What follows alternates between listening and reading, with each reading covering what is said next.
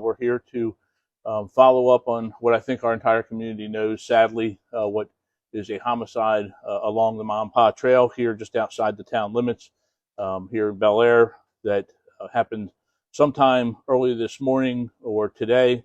But at approximately 11:23 last evening, our deputies responded to a report of a missing person. It was reported by the individual's boyfriend that Rachel Morin, who's age 37, had headed out from her home on Old Emerton Road around 6 p.m. to go to the Ma Pa Trail. Once she had not returned as and when expected, the family was obviously concerned. Initial information from the boyfriend, again the caller who reported her missing, indicated her car was at the lot at the trailhead here on William Street, behind like where Independent Brewery is, the people that are familiar with Bel Air. The car was there, but she was not. During the initial search, again, deputies did locate her vehicle at the William Street entrance. The vehicle, during the investigation, was towed to our CID building up in Forest Hill, where it will be processed for any and all evidence. At that time, last evening, an extensive search of the trail and surrounding area followed. A notice to the public was put out by this office, by our Office of Media Communications. That has had over 11,000 shares, and I'm going to touch on it a little here, but always thankful to our citizens here in Harford County who assist us in solving so many crimes by sharing information as good as. That's more the good side of social media. The bad side is there's also been a lot of false or early information shared that we don't want to see. We don't see false news out there. We also don't want to see information getting out before family members are informed that it could jeopardize the case. So we always, along with thanking the public, ask the public to be careful in what they share in their comments to make sure it's factual and based on information that we have put out here from the Sheriff's Office. While it was all of our hope, certainly mine and everyone standing up here with me and the men and women of our office and all of our citizens, that Rachel would be found safe, at about 1:07 p.m., a citizen called 911 to report a female's body had been located off the trail. At that time, it was obvious that this person was deceased. The investigation went from a missing person investigation to a homicide investigation.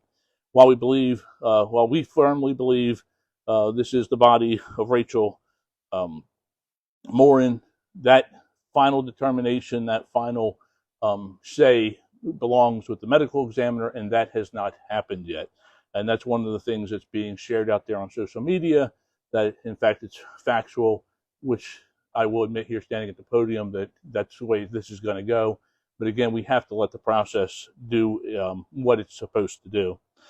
We understand this homicide causes a lot of concern for us, our partners in the allied law enforcement agencies, and the safety of our citizens. The trail is one of our major Parks and Recs assets that runs through a lot of parts of the different through Harford County, and we understand that this is going to cause a lot of concern. The trail, the crime scene down there has been processed. The trail will be reopened. It was closed during crime scene processing, but trail's always been. We've had minor incidents, but it's always known to be a pretty safe place. But with that in mind, and with this incident in mind, the trail is going to reopen. We ask everyone to use good judgment on the trail, and not just on the trail, but in everyday life. But always be aware of your surroundings. I can tell you my house backs to a portion of the Ma Pa Trail, and I often, when I was out there more often, I would pass people with headsets or something, and they don't know you're there until you're upon them. The earbuds, the stuff like that, it's great, helps you exercise, but it can also keep you from being aware of your surroundings. Don't set yourself a predictable routine where you can be relied upon to be at a certain time, a certain spot routinely. Kind of mix it up a little bit. And if possible, walk or run with a friend or a family member, buddy up. Also consider wearing a whistle, carrying a whistle, or some other alert device. There's a whole bunch of them on the market. And be sure to let your family know where you are. And most of all, and we emphasize this, if you see something that doesn't make you feel comfortable, if you feel suspicious about it, take out your phone and call 911. and let us look at it, let the men and women of law enforcement respond and see if there's something to be concerned about. In the immediate future, already starting, we will have increased police presence along the trail, all portions of the trail while this case remains under investigation. And again, I got to thank our citizens. Many of them have written or called in with tips, social media tips. Each one of those tips is and has been or will be followed up on. We are going to be very careful with what we say in the early stages of this very active criminal investigation. So there's very little I can share as far as details of what investigators have seen and learned. But I will say, if you think you have just the smallest tidbit of information, you saw something in this young lady's travels yesterday to the trail, on the trail, investigators would like to talk to you and have that information. Again, I continue to be proud of our Harford County citizens, the way this community comes together in terrible times, and this is one of those. Many people didn't know Rachel, but they stopped their day and they conducted their own, and it was one of those citizens who actually found the deceased body. It was a volunteer who stepped up to come out because of the what they'd seen on social media. I have to say thank you to our partners, the Bel Air Police Department. Of course, that's where the trailhead here is, off of William Street. Allied agencies, Natural Resources Police were up here assisting with our search. State Highway Administration, Chesapeake Search and Rescue. And I know I'm going to miss some, but so many of our great community partners who assist us in this event, but are always there for us in the times of need. And I know Christy talked about it. We actually had two different areas where we were running active police operations today. The other one down closer to the Festival Shopping Center, actually across from Bel Air Parkway South. We had our command vehicle there for a big portion of today. People thought these two incidents were related. That is also a missing person that we will be sharing on our social media shortly after this press conference concludes. And that one, it is not related to the homicide on the trail. But we are still looking for a 58-year-old critically missing woman from Saturday afternoon. Information, again, will be posted on our page after this press conference. Her name is Karen Elliott, again, 58 years old. She was last seen at her residence on Saturday around 2 p.m. She was last seen wearing a green shirt and blue jeans and heading into the wooded area behind Cypress Drive, which is, again, off Tollgate in the area of Bel Air Parkway South. This afternoon, a robocall went out to that immediate area, and a 2-day search for her has been concluded. We believe that there is no danger to the community as a result of that case. Anyone with information about Miss Elliott is asked to contact the Southern Precinct at 410-612-1717. And again, it's important to note these two cases are completely unrelated, but because of the close timing on our pages, people are already asking questions of the police activity, whether the two incidents are related. They are not. We do not believe there's any danger to the community again, and we do believe the missing person does pose a threat to herself. So we would like to find Miss Elliott and hopefully find her safe and sound. With that, and again, with the caution that there's very, very little I'm going to be able to share, I will take what questions I can. For any reason, do you targeted, you're giving reminders to the community to be safe? Is there a danger to the community right now? I think the big question is the suspect. Sure. We hate having homicides, and thankfully we don't have too much violent crime here in Harford County. That's the way all of us in the front of the room prefer it, and our citizens prefer it. But when we have one, I prefer it when I can stand here and tell you that the suspect has been arrested or that it's a targeted crime. I can't tell you that in this case. So right now, detectives continue to work the case as aggressively as they possibly can, and we will leave no stone unturned. And I hope that changes in the coming hours. But at this point in time, there is not a suspect or can I put the comment out there that says we don't believe there's a threat to the community. I can't do it. Sheriff, you mentioned a homicide.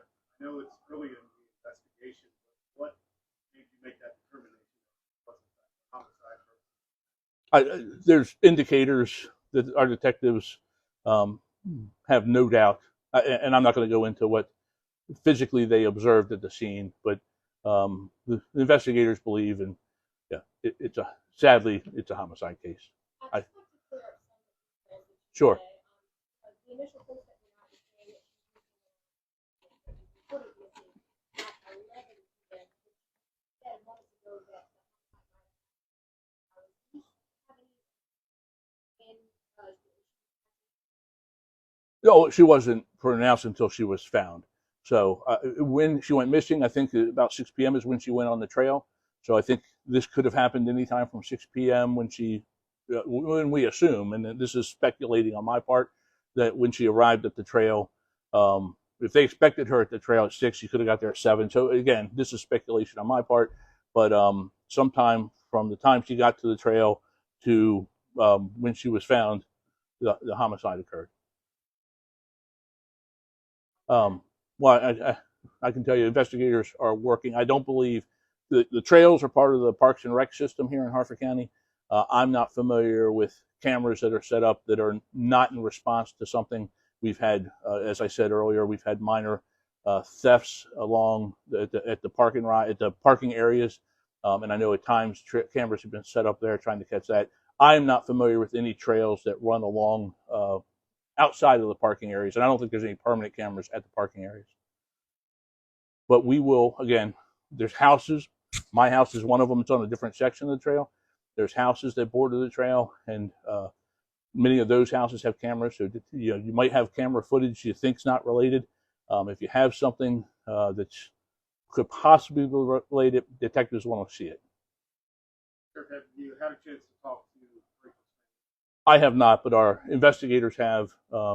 They were up at our criminal investigations division up in Forest Hill as we got ready to start this press conference.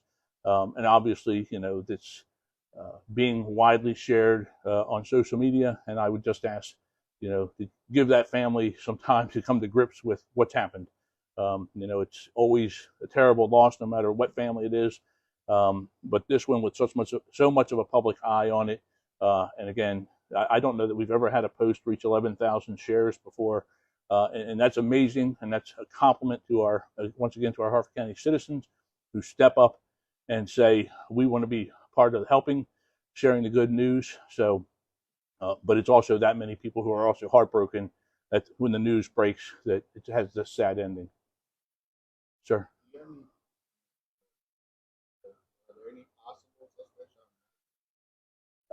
Right now, there's nobody that I would put and say that we have this person is a possible suspect.